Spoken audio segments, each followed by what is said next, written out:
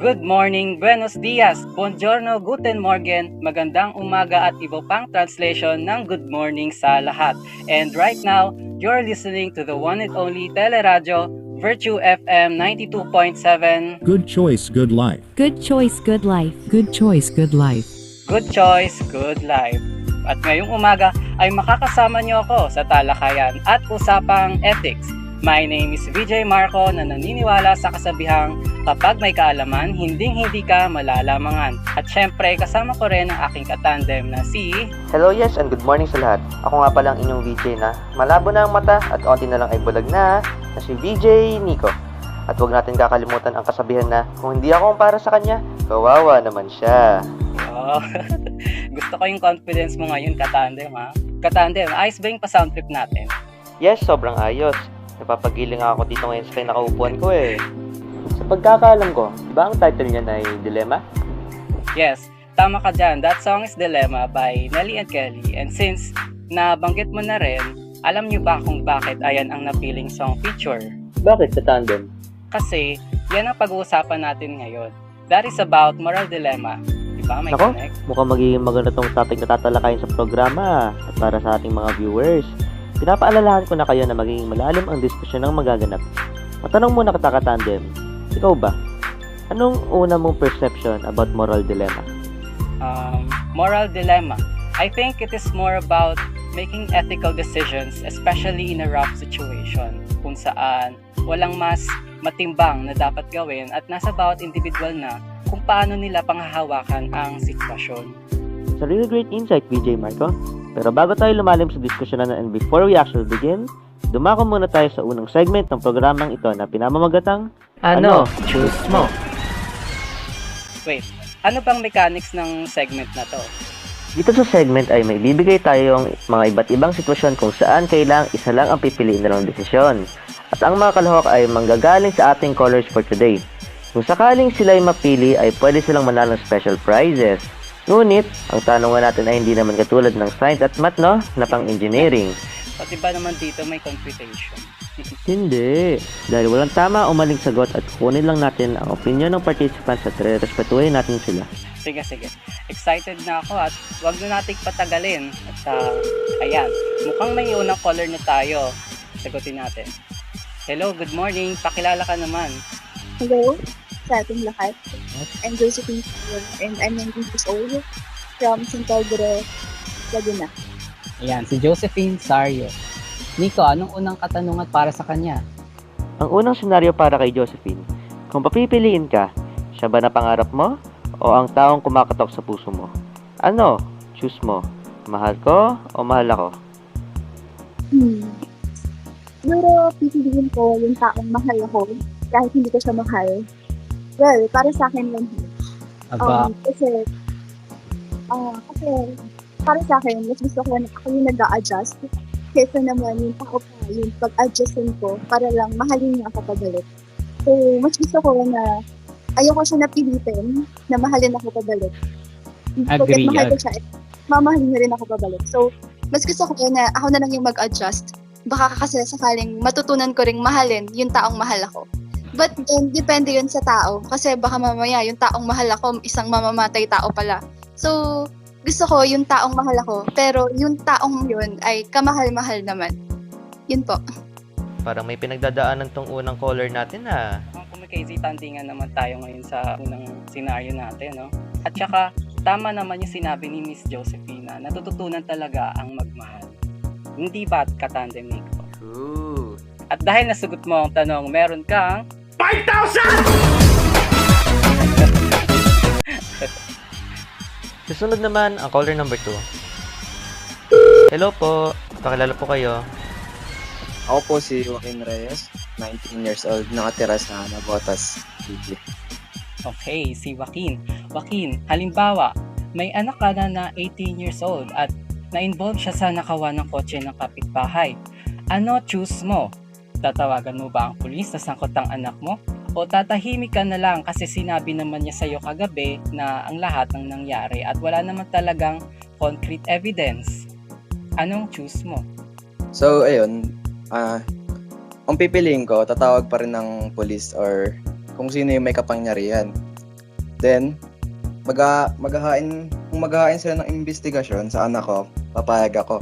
Kung mapapatunayan man or may ilalahad silang ebidensya na sangkot yung anak ko, syempre, wala akong magagawa kung hindi ibigay yung tamang punishment na nakasaad sa law. Kasi nga, wala namang no one's above the law. Then, ayun. Yes, napakagandang insight at response ang naisip ni Joaquin. At dahil dyan, congratulations! Pangatlo na tayo. Next caller naman. Good morning. Hello po, ako po si Noresa Dinis Parael, 19 years old from Quezon City. Noresa, the boat is sinking at kasama mo si mama at papa. Dalawa lang ang salbabida at nasa iyong isa. Kanina mo ibibigay yung isa pa? Ano? Choose mo. Grabe, nakaka-pressure naman yung tanong na yan. Dati pag naglalaro tayo ng The Boat is Sinking, pag di mo pinili yung friend mo, parang after ng game, wala ka ng kaibigan eh.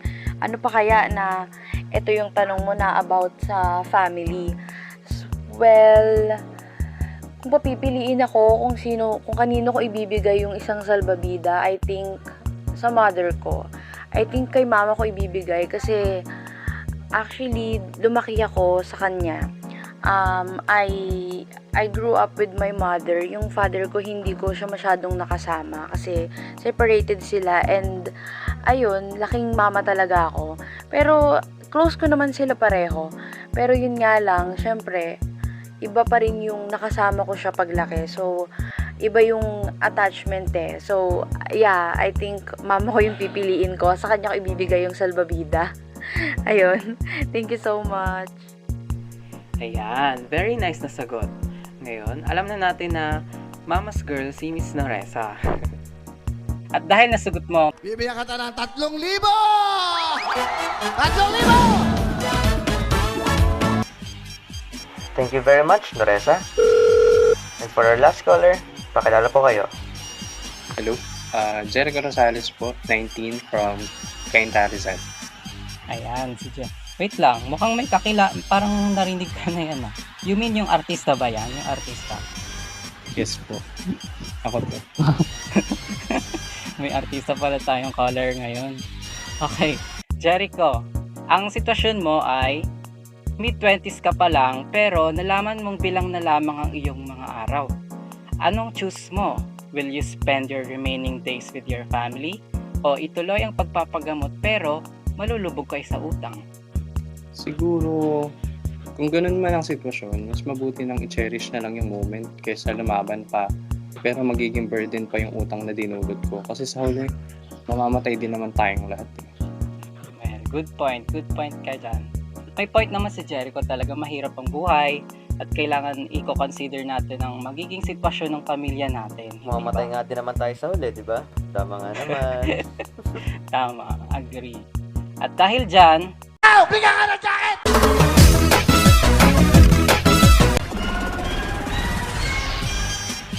that will be the last caller of our segment. Para ma-claim nyo ang prizes, i-contact nyo lang si VJ Nito. So, boto ko. Ikaw na bahala sa prize. Anyways, ngayon ay tapos na ang segment na ano choose mo. Kaya naman ay mag-proceed na tayo sa pinaka-focus ng programang ito, ang diskusyon ng ethics patungkol sa moral dilemmas.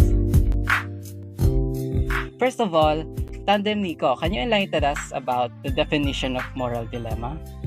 Yes, according kay Kivalnes in 2019, moral dilemmas are situations in which the decision maker must consider two or more moral duties but can only honor one of them. Thus, the individual will violate at least one important moral concern, regardless of the decision. Yes. So, kung mapapansin nyo, may reason pala no, kung bakit ganun yung naging segment natin kanina. It's because those scenarios are actually considered as moral dilemmas. In addition pala, ang tawag sa atin as humans bilang element of situation ay moral agent. And tulad nga sa definition na nabanggit, there are duties to be considered but only one will prevail. And it is on the agent to decide which moral principle will he follow. It's all about decision making pala, no? Pero what if ganito? Halimbawa, nahihirapan akong pumili kung burger or spaghetti bibilin ko sa Jollibee. Moral dilemma ba yon? Kasi making decisions naman, di ba? Well, no, hindi mako-consider na moral dilemma yon in that case because as far as I know, wala namang unethical sa pagbili ng pagkain. So hindi siya simpleng dilemma lang dahil may kaakibat itong pananagutan sa bawat desisyong iyong pipiliin. Exactly. Kumbaga, we are to be sinful, unfortunately.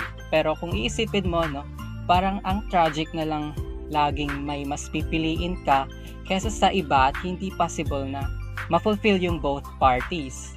Why does it have to be like that? Kaya hindi pa pwedeng happy endings na lang. Most of the time, it's harsh and tragic. But that's how life goes. That's the reality. Some events will happen in our life inevitably, which will really require us to evaluate our perceptions in life at doon ma-justify ang ating pananaw bilang isang individual. That is true, Katandem. Now, para ituloy itong talakayan, may inihanda kami ni VJ Nico na video graphics discussing types and levels of moral dilemmas. So, para sa ating viewers at upang mas maunawaan ng lahat ang importance nito, let's watch.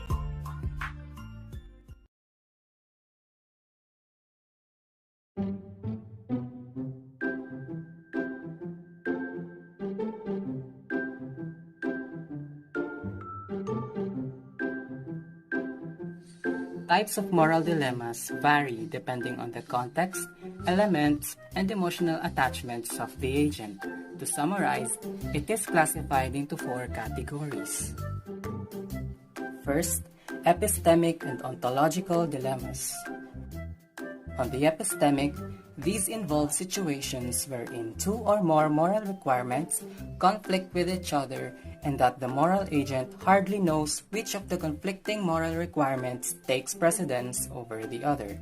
In other words, the moral agent here does not know which option is morally right or wrong. While on the ontological moral dilemmas, this involves situations wherein 2 or more moral requirements conflict with each other, yet neither of these conflicting moral requirements overrides each other. Hence, the moral agent can hardly choose because they are both reasonably needed. Second is the self-imposed and world-imposed dilemmas.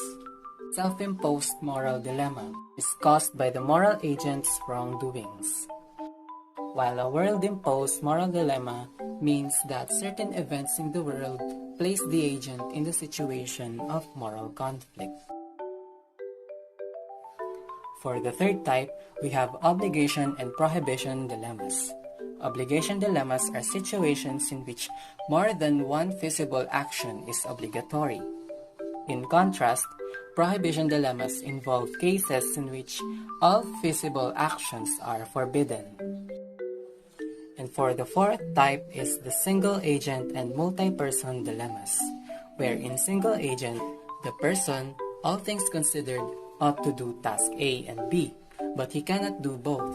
In other words, the moral agent is compelled to act on 2 or more equally the same moral options, but he cannot choose both.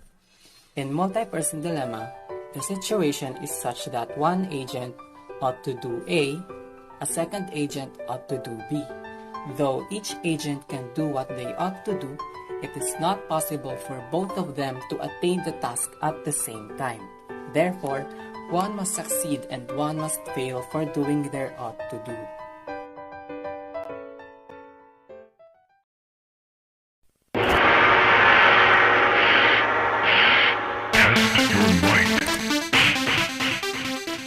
According to Lawrence Kohlberg's theory, there are 3 levels of moral development. He suggested that people move through these stages in a fixed order and that moral understanding is linked to cognitive development. Level 1. The first level is pre-conventional morality. This is the first stage of moral development wherein it lasts until approximately the age of 9.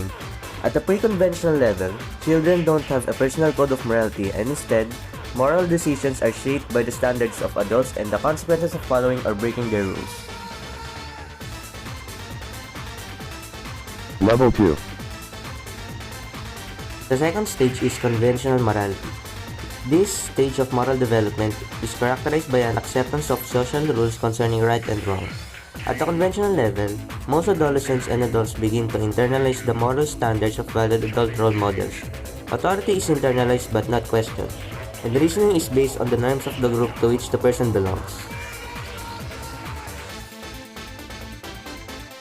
Level 3. And the third stage is the post-conventional morality.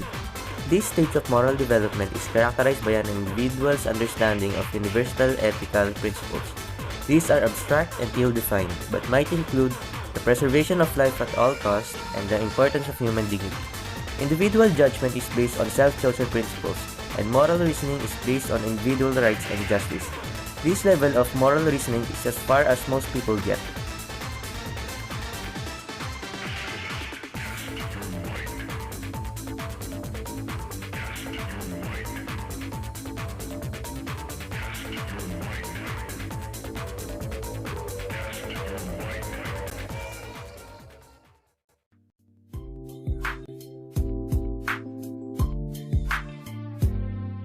Talaga nga namang napaka-informative at in-depth ng presentation na iyon about moral dilemmas, and for our viewers, sana ay na-take down notes nila ang mga naipakitang key points. At dahil unawa na natin ito, ngayon ay atin ang pag-usapan ang susunod na topic. Also, to resonate with the previous topic, marirecall natin na may free will tayo na mag-decide kung anong pipiliin natin, di ba? Katandem, word association muna tayo. Ano ba yung unang word or phrase agad ang naiisip mo kapag sinabing freedom? Unli, di ba? Not limited. Ako naman siguro boundless. Ngayon, kung sasabihin malaya ang isang tao, ano kaya ang pagkakaintindi niya ron? That's good point, no? Kasi alam naman natin na being free doesn't exactly mean being able to do everything. So, why is freedom actually constricting? Ano kayang reason kung bakit may prohibitions pa rin kahit may freedom? Parang ang daming katanungan ng makakover, kalayaan pala ang pinag-usapan natin. True. To further educate us, alam nyo ba na may inihanda rin video graphics ng colors natin kanina na sina Josephine at Noresa? Patungkol naman ito sa understanding human freedom. Kaya patuloy lamang kayo tumutok sa ating usapang ethics.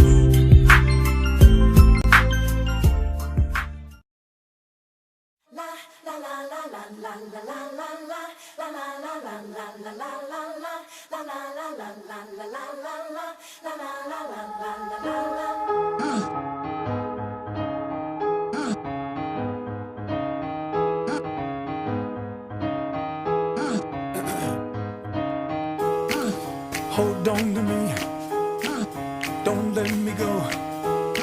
Who cares what they see? Who cares what they know? Your first name is free, last name is dumb, but you still believe in where we're from. Man's right flower, it's in every living thing. Mind, use your power. Spirit, use your wings.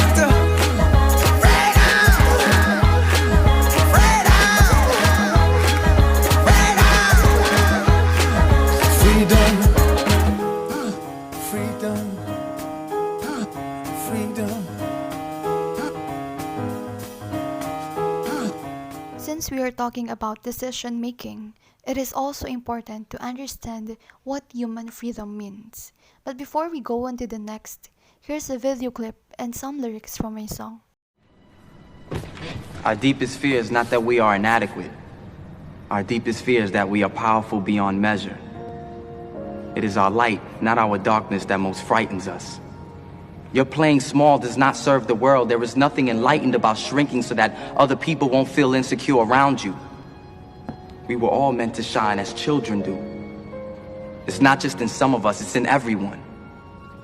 And as we let our own light shine, we unconsciously give other people permission to do the same. As we are liberated from our own fear, our presence automatically liberates others. So what, we get drunk, so what, we smoke weed, we're just having fun, we don't care who sees. So what, we go out, that's how it's supposed to be, 'cause you know I'm high as fuck. Young and wild. Yes, we have freedom. But it is not always simple to use it, since there are things that restrict us from doing what we want, as seen in the video clip. And it may be it because we just want to consider some things and think about its consequences. While the song conveys that our freedom allows us to do a lot of things, but it might affect us in either a positive or negative way. Before we go into the basic notion of freedom, let's look at the different philosophical views about human freedom. First is Aristotle's power of volition. It means that act requires you to choose. Choose by your own will or your volition. According to Aristotle's power of volition, we should be aware of any consequences or what might happen to our every action. For Aristotle, a human being is rational, and when we say rational, we use our mind for every actions that we are doing. Human freedom is expressed in two ways. First is free will, and the second one is free action. Example, it is your choice if you want to be positive or negative in life, or to be happy or sad. We are the one who control our own life through our rational choices. Next is Saint Thomas Aquinas. For his love is freedom. According to him, of all creatures of God, human beings have the unique power to change themselves and the things around them for the better. Whether we choose to be good or evil becomes our responsibility. Real freedom is choosing and doing what is right and avoiding wrong deeds. Next is Jean-Paul Sartre. He is best known as one of the key figures in the philosophical movement known as existentialism. When we say existentialism, it means freedom, choices, individuality. The human person builds the road to the destiny of his or her choosing. He or she is the creator. He emphasizes the importance of free individual choice, regardless of the power of other people to influence our desires, beliefs, and decisions. So if you have dream in life, don't mind the decision or action of other people. Don't let other people to decide what you really want in life. And for Thomas Hobbes, Hobbes' materialism may even be considered freedom in the weak sense. People are free to do what they want, but what they want is determined by laws. And last is Jean-Jacques Rousseau. He believes that a human being is born to be free and good, but now he is in the chains and has become bad due to the evil influence of society, civilization, learning, and progress. From these philosophical views, we can provide two definitions of freedom: the strong and the weak. Strong freedom is the ability to choose any option. We may do what we're doing, or we may choose not to do what we're doing. However, freedom in the weak sense means merely that we can do what we want. Philosophers define freedom as being based on free will or capacity of persons to choose their own actions and decisions. We have freedom to do things and decide things for ourselves, but morality teaches us to choose from the right and the wrong behavior. Morality is concerned about the values, conducts, and principles of a certain person, while freedom is being able to make your own decisions and getting done. What is human act? Human actions can be of two types: actus humanus, or the deliberate actions, and actus hominis, which means undeliberate actions. Ethics is applicable to only deliberate human actions. They don't apply to undeliberate human actions or the actions of the animals. The question is how to arrive at the conclusion that a particular action was deliberate or undeliberate. According to Thomas Aquinas, there are three basic criteria to apply a litmus test to an action to decide whether it was deliberate or not deliberate. These include involvement of knowledge, presence of voluntariness, and freely done. If any of these elements is not present, the action is not called deliberate. Involvement of knowledge. Knowledge is essential requirement for an action to be human and subject to test of ethics. Absence of knowledge is ignorance. Ignorance may lead to undeliberate actions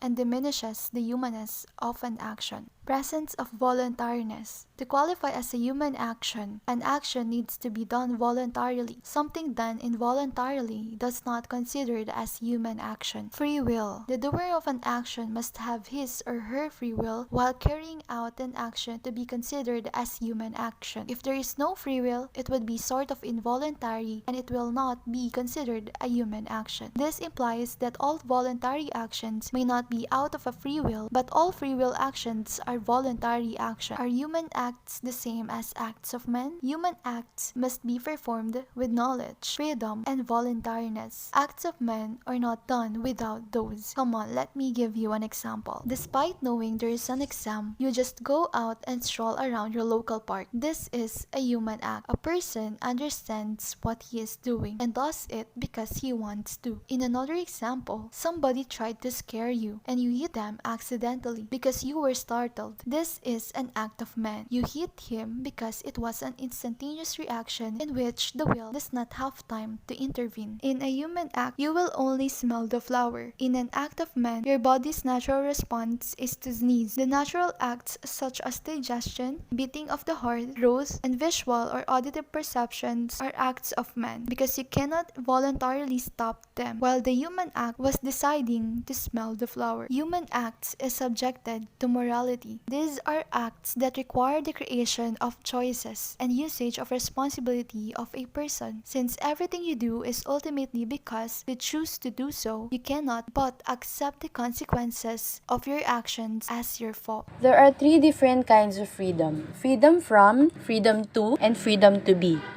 But let's discuss first the first kind of freedom, which is the freedom from. This kind of freedom is a freedom from the constraints of the society. The 18th century French philosopher Jean-Jacques Rousseau observed that all humans were born free and everywhere they are in chains. These chains pertains to the restrictions of our beliefs and abilities. For an in-depth explanation, these chains symbolize the oppressive societal rules and social conditioning that limit what we can physically do and imply values from the society itself. Realistically, we feel that we have no power or ability to move ourselves in the direction we want to go in our own lives, because we feel that we are controlled and moved by the society. For instance, you want to jump off the cliff, but if society tells you that it's not the right thing to do, then you absolutely won't do it. This is for the reason that you are moved away from jumping off the cliff by following and reacting to certain societal values. However, if we will stay unconscious of the rules of the society, we will gain freedom. But that never happens. I believe that we can attain freedom from when we wake up in the morning and realize that we are more than just those societal values, rules, and conditioning, because we are humans and we are free to do whatever we want to do. Let's go to the second type of freedom, which is the freedom to. This only implies after we achieve the freedom from. This type literally describes the true meaning of freedom, which we have our own power to act accordingly to our own plan without thinking the society's value. We are influenced with our own decision and values and not by the society. We tend to move forward when the things we do is beneficial to us, such as eating our guilty pleasure foods, favorite hobbies, and the like. In contrary, we tend to move away or refuse to do the things that are not good for us and can burden us. One downside of this type of freedom is we manifest ourselves unconsciously as we wait for end results, which we will realize after we did certain things. And for the last type of freedom, which is the freedom to be, we can regain this type of freedom if we are done in the process of freedom from and freedom to, where we already regain our consciousness and evaluate the things we did. We should always remember that we need to be the mover of our own life, moved by the universe. Being moved by the universe is surrendering to our own unique purpose for being here. If we can tap into that, then we live an authentic life, moved by a force greater than ourselves. This freedom reveals our self-authenticity, which we use our intrinsic energy to be our motivation to push through things that can benefit us. Reaching this level of freedom is no small feat, especially living in a society with plenty of rules and conditioned values. When we reach this level of freedom, we live in society, but we're not moved unconsciously by it. We're part of the world, but not of it. Now I am done discussing all three different kinds of freedom. In summary, these three are essential for us to know and be aware of. Being able to know your freedom is a great privilege because not everyone is given a chance to present themselves in a democratic society. So take this opportunity to learn your freedom and apply it in your own life. Thank you, and once again, good morning, everyone.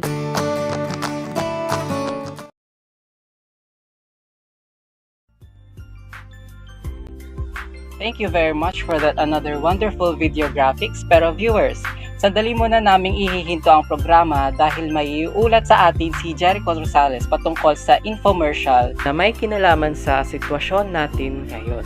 Jericho, anong pangyayari dyan?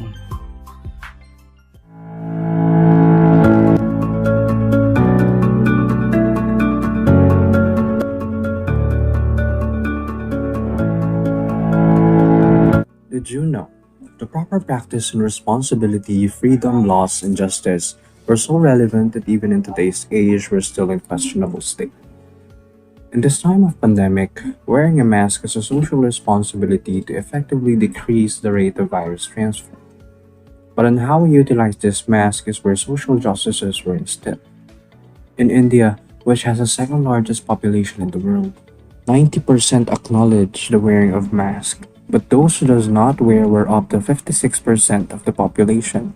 For the reasons, 50% were due to breathing problems, 44% were due to discomfort and inconvenience, and another 45% were due to that masks are not required.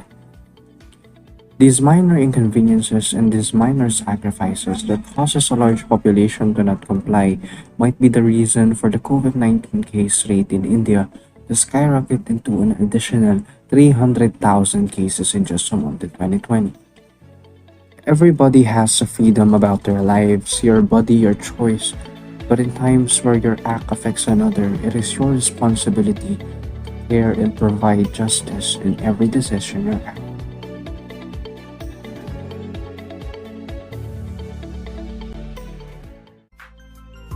Yan, we're back again. At muli nating ituloy ang diskusyonan dahil susunod naman ay ang freedom, responsibility, and justice. Dito sa last portion ng ating discussion ay kumbaga, summary na ito ng lahat ng naunang discuss. Yes, dahil dito na natin mai-imply ang lahat-lahat. Yung values, consequence, bawat actions na ginagawa ng tao. And I think, napakahalaga lang talaga na naipapaliwanag ito ng buo sa ating viewers because for sure, this will be really useful in all aspects of life. True, life application ng essence. Kaya huwag na nating patagalin pa. Viewers, let us all be enlightened together as we show you the last video graphics prepared by Joaquin and Jericho. Let's watch! Hi guys, I am Joaquin Reyes and now we are going to talk about freedom, responsibility, and justice. I'm sure by now that you guys have already idea on what is the meaning of the three words. Freedom or free will describes our capacity to make choices that are genuinely our own, while responsibility is the ability to identify, evaluate, and act on numerous principles and values within a particular area and situation according to the standards. And justice is the principle that could be described as the moral obligation to act on the basis of fair adjudication between competing claims. As such, it is linked to fairness, entitlement, and equality. So to make it simpler in context, I will correlate those three words and give a scenario to you guys. For example, a student that is making a research paper. The freedom would be his ideas because he can use whatever sources that he wants, whether it's a book or online websites or come up on his own and find the related studies because that person is free. Then, his responsibility is of course to follow the rules and guidelines of doing a research paper. Then when he violates it, like for example, plagiarizing the work of other authors, then that would be the time when justice prevail because there will be a punishment for the student. And for me as a human, with no natural survival mechanisms, you require freedom from coercion to act peacefully on your own judgment, which is your code of justice, which means your only responsibility is to respect the same freedom of others. That's all. Thank you. Have you ever wondered which value is greater than the other? Well, scholars' hierarchy of values assume to classify each. Max Scheler is a German phenomenologist who set out the hierarchy of values in emotion in the early 20s, the most influential philosopher of his time, the foremost exponent of philosophical science and values. But before tackling the values, let us first discuss how these values were ranked.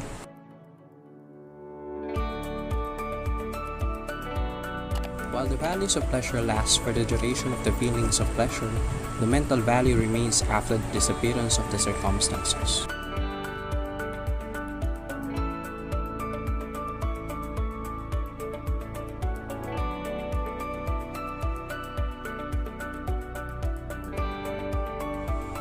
While the value of material goods reduces as the goods divide, the value of mental goods is indivisible and not related to the number of people concerned.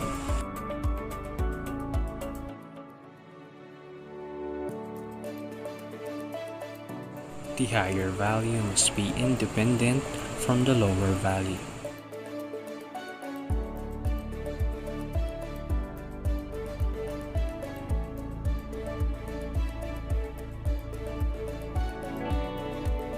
The physical satisfaction is strong but shallow. On the contrary, the satisfaction from artistic meditation is a deep experience. The depth of satisfaction is not related to its strength. The value of pleasure is significant in relation to the sense of sensuality. The value of life exists for those with the sense of life, but the moral value exists absolutely and independently from those who feel.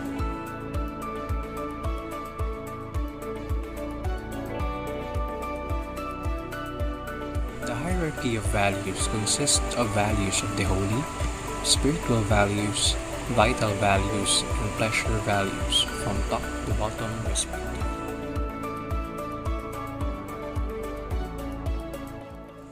Values of the holy refers to the practices of the religious. These are to those who offer their whole to the Creator.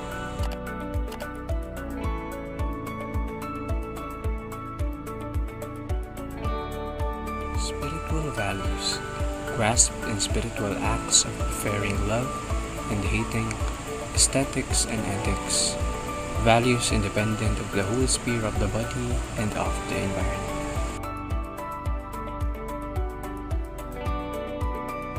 Vital values refers in the well-being and the humanity and persistence.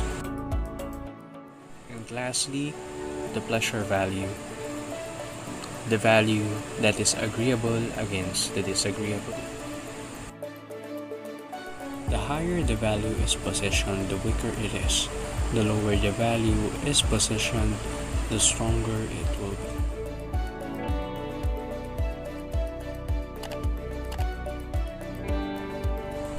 Higher value tends to be more complex than the lower values.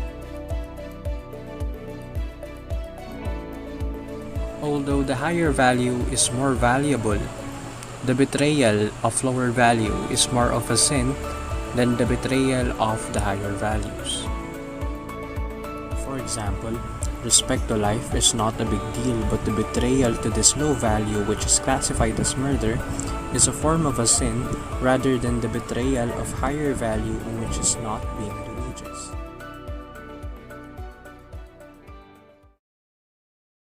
Now, I will going to discuss to you the fundamental option and fundamental stance. Fundamental option explain that every human act is carried out by a person, and because it is free, it is unique to him. He expresses and shows himself in it. Furthermore, it is accurate to state that a person's free acts alter him. They make him a better or worse person, and so one's activities stay in the consequences they have on the person who does them. While fundamental stance guides a person's character and actions. A Christian's fundamental stance is one in which the great commandment of love is central. Fundamental stance is part of the fundamental option theory of moral theology. Fundamental option is that decision of faith we enter into as to whether we will commit our lives to God or not. To fully understand the difference between the two, let's watch this video clip. My name is Rami. A few years ago, I was just like many of you. I graduated from high school, and like many students, when I wanted to study at the university, I was very confused. I didn't know what to choose. I followed my father and take lawyer, or followed my mother and become science. I decided to become a scientist, which I thought at that time would get me high salary and a better future. In my first year at university, I always felt bored of the lectures, and I was spending most of my time drawing. At home while I eat, I enjoyed drawing even before going to bed. I woke up in the morning eating the breakfast. I drove to the class. At the university, in laboratory, I was struggling with experiments, and that made me feel like my entire world was upside down. My life got gloomy. I woke up late, I got low grades in the exams, and I felt depressed. At one time during the break, and while I was drawing like always, one of my friends saw my drawing and was impressed. He told me, "You should be an interior designer, not a scientist. Your drawings are so cool." I felt so happy in that moment. And then I decided to change the course from science to interior design. And that was the best decision of my life. I enjoyed my classes so much, and I continued to draw wherever I go. At home, while I eat, I was doing my assignment with passion. I woke up every morning feeling excited, while I eat my breakfast and drive to my enjoyable classes. When I'm doing my final project, I was doing it with so much passion. I graduated from university with high grades. My parents were very proud of what I achieved. I'm now having my dream job and love what I'm doing. And overall, I have a very high salary, and my life could not be any better.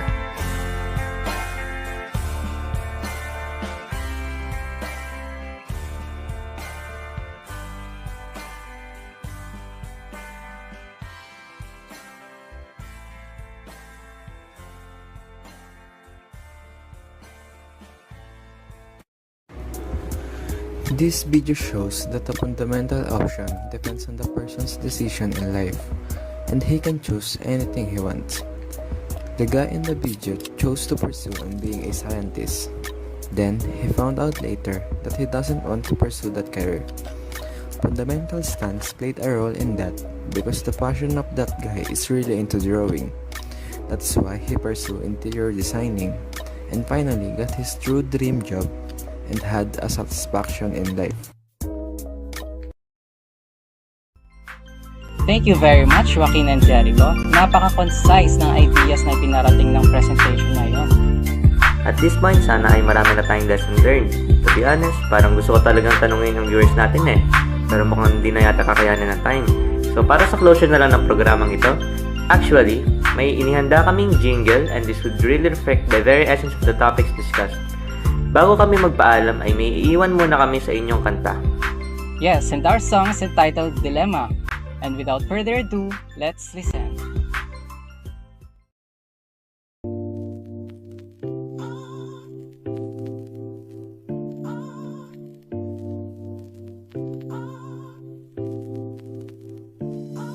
I can't choose, I can't figure out what's good. It's hard to choose what's good. You know my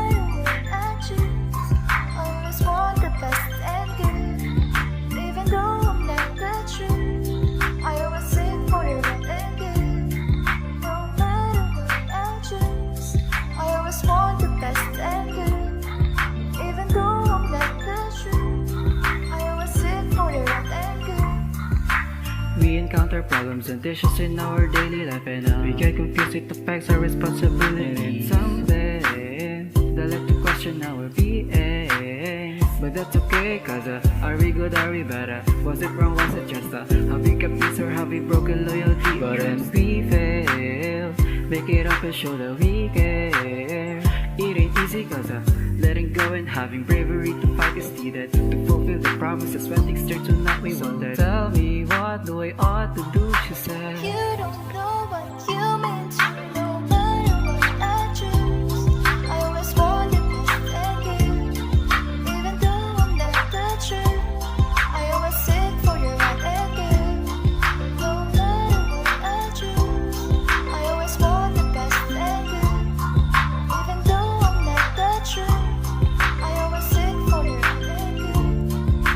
Making decisions entail duties but social values influence resolution as per Schiller's hierarchy. Aware, impulsive decisions aren't okay, as you can see, cause we have the duties to rights and freedom, and it's up to us and our action for how to deal the dilemma. So use logic, anticipate them feelings. It might seem difficult, but it must be handled carefully, it must be handled smartly, and we must weigh the pros and cons of situations. Know that it's right before I turn the leaf, she said. You don't know what you meant to me, no matter what I choose. I always want the best and give, even though I'm not the truth. I always seek for the right and give, no matter what I choose. I always want the best and give, even though I'm not the truth. I always seek for the right and give.